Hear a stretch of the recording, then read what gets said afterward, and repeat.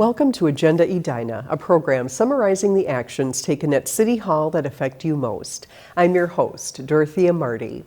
Another developer has floated an idea for redeveloping property along France Avenue.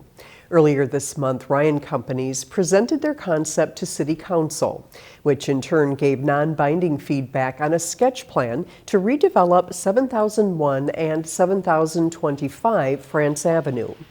Ryan Companies would tear down the existing office and bank and build a new combination business housing project. It would include a bank with drive-through, multi-tenant retail building, more than 300 apartments, and shared parking with enhanced public amenities. This is an outdoor space that becomes something accessible that's not Centennial Lakes. In this case, that's right in the heart of 70th and France, that's next to Galleria, that's walkable to the promenade.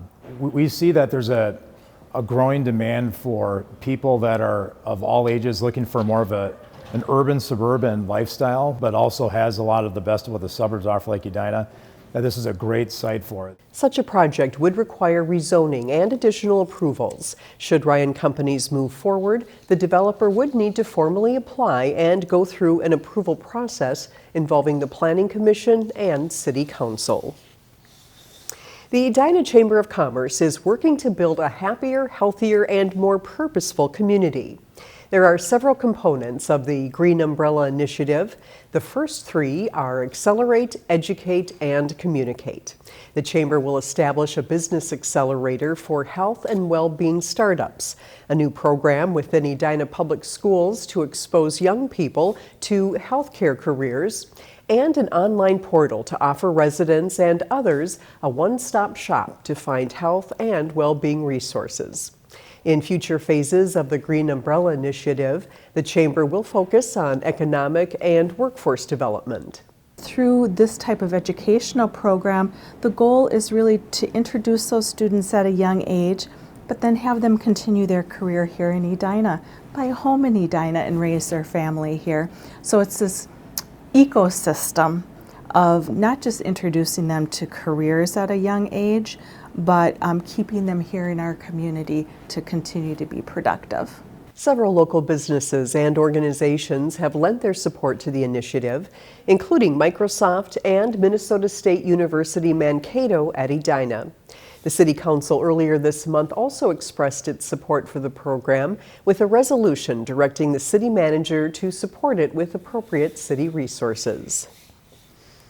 Edina Mayor Jim Hovland attended the 88th Annual United States Conference of Mayors in Washington, D.C. in January. Over 1,400 mayors from across the country attended and developed a resolution called Mayor's Vision for America 2020, a call to action. It addresses some of the weighty issues facing America's cities, such as employment and job creation, modernizing transportation infrastructure, climate change and clean energy, affordable housing, and more.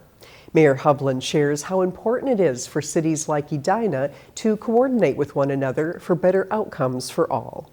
Thanks for covering for me collectively. I went to the U.S. Conference of Mayors midwinter meeting.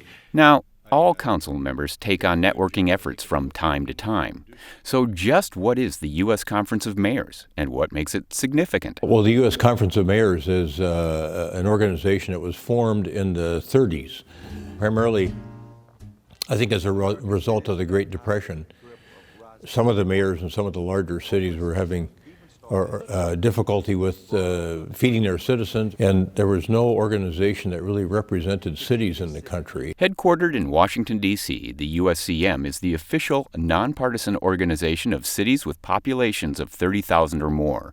The cities are each represented by their mayors or other chief elected officials, and their mission is pretty straightforward. I think it aligns well with ours, which is, essentially working on matters that will hopefully improve the quality of people's lives over time in the towns that they live in. The organization's 88th annual winter meeting took place in late January, and a number of weighty topics were addressed. There are implications that are very wide-ranging with respect to transportation infrastructure, water quality issues, air quality issues, cybersecurity issues. There were also sessions that sparked forward-thinking concepts in community engagement. Let me give you a couple quick facts.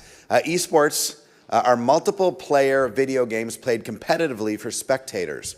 It is the fastest growing sport in the world.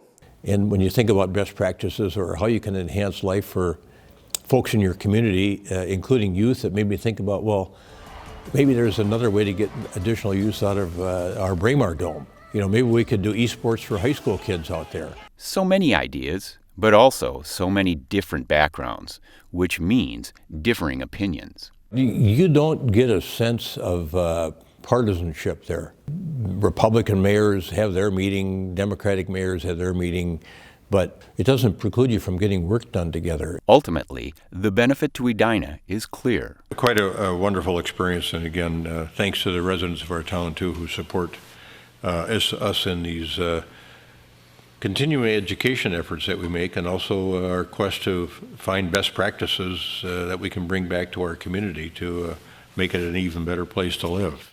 The U.S. Conference of Mayors is a nonpartisan organization of cities of 30,000 people or more. In addition to the ongoing work of the conference's standing committees, mayors are organized into task forces to examine and act on issues which demand special attention, such as civic innovation, exports, hunger, and homelessness. Thank you for watching this episode of Agenda Edina. I'm your host, Dorothea Marty.